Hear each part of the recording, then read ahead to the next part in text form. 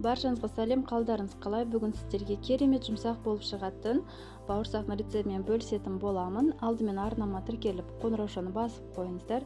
Егер де сіздерде сұрақ, тілек немесе кеңестеріңіз бар болса, комментарийге жазыңыздар. Міндетті түрде сіздерге жауап беремін. Ал іске сәт.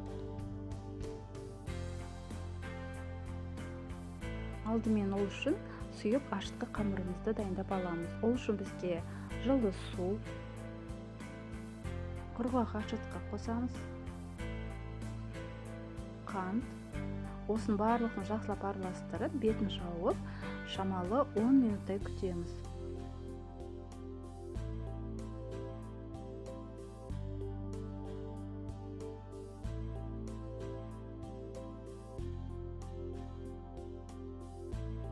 Он минуттан соң апараның бетін ашып, жылы су мен сүт қосамыз.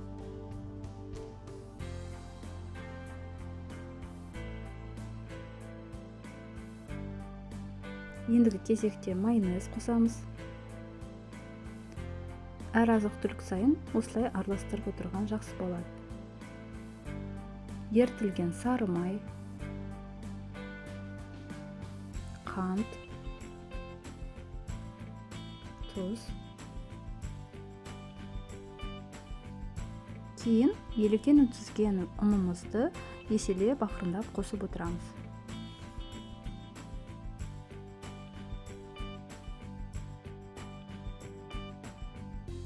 Ең бастысы, сипаттамада көрсетілген ұнның мөлшерінен артық қоспаңыздар.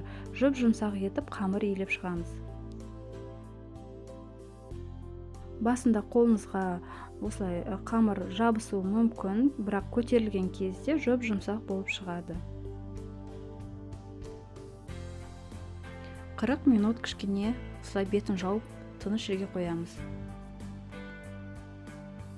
Қамырымыз екі есе өсті.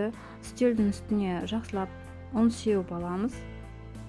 Қамырымызды төгіп, оның да бетіне ұн сеуіп, оқтаумен тым қатты, қалың емес, тым жұқа емес қылдырып, есіп шығамыз.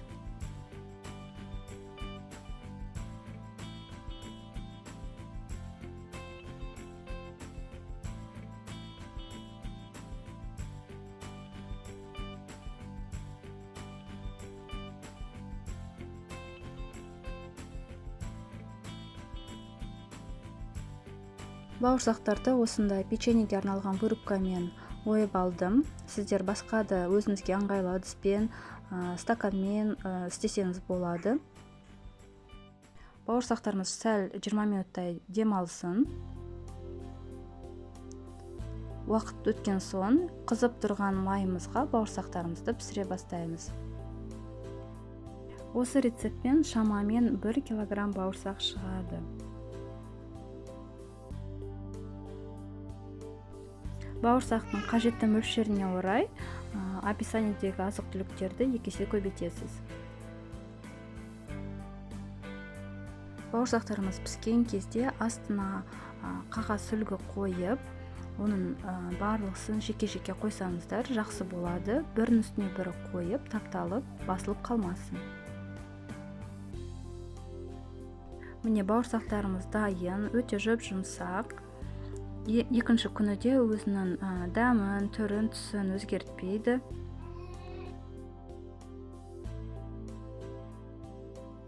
Видеоны соңына дейін көріп тамашалағандарыңызға алғысымды айтамын. Рахмет.